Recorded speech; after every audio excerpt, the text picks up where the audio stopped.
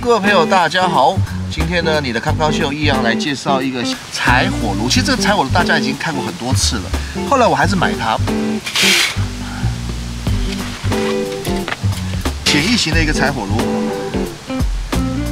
很简单，这样就开了。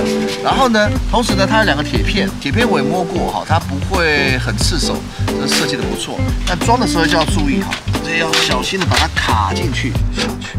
OK， 好，这样才对。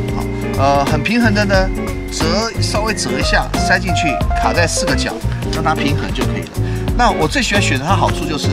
它是铁网，我记得之前有的炉子它不是铁网，所以你还要再架一下，比较麻烦。那基本上如果是铁网，然后再加上那个铝箔，你就可以当一个烧烤盘。那我自己今天是有带锅具，好，这样就很简单。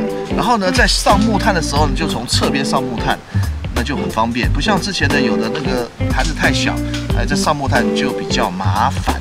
好，我们就来上一些木炭，先把火升起来，这样子是不是就很简单？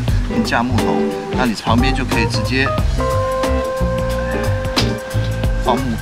放那个木材，就很方便，放萤火木。那上面呢，本身平台你可以放一些小的煮茶的水壶或烧水壶。那像我是有2个盘子，就是烧烤盘，一个呢就是那个日本 SOTO 的，这个是16公分的吧，对，16公分的小盘子，上面烧烤也是可以的。然后之后呢，这个是22公分的，煮一个大汤锅也 OK 的，哎对。所以我现在就是等它火起来，然后就上面再来煮一些东西，再来吃吃看。因为我的风是从左边往右边吹啊，所以上面风是蛮大的。那我就加了一个挡风片啊，科曼的10片挡风片也蛮便宜的，让火力比较集中一点点。哦，挺好。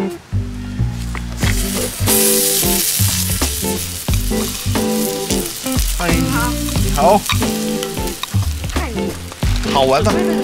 对呀，加点木材。哎呀。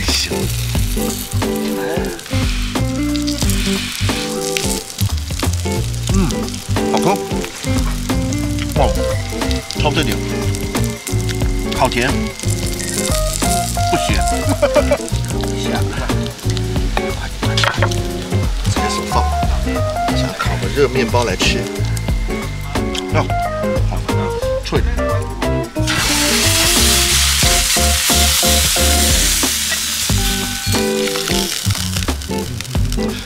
漂亮吧？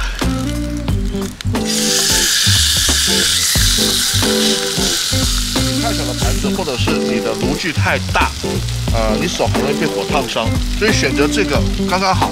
大概这个铁盘是24公分，然后我上面的盘子大概22公分，所以这样弄起来刚刚好，搭配日本的 SOTO 的那个铸铁盘，然后我这边有它的锅夹，所以你很轻松的就可以拿起来，不会烫到手。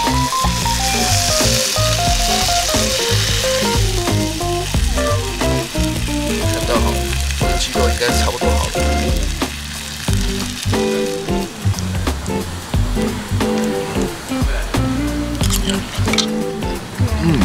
好吃，皮是脆的。番茄花椰菜浓汤，奶油浓汤啊，对，奶油也是可以的。花椰菜在家里我自己事先洗过了，洗得很干净，这样特别强调一下。在户外有时候食物要煮得很熟。会比较好啦，对，因为你不晓得你手干不干净，或者是食材干不干净，或器具会不会被污染到，那会不会沾染什么细菌，所以最好煮熟一点。好，把我们的铁盘拿起来，哎呀，小心烫烫，确定的架子是 OK 的。好。今天呢，我们一个柴火炉，简易的柴火炉，然后搭配日本 SOTO 的烧烤盘或者是汤烤盘，煮了湖南腊肉，煮了鸡腿排，然后又煮了一锅番茄花椰菜汤，非常的成功。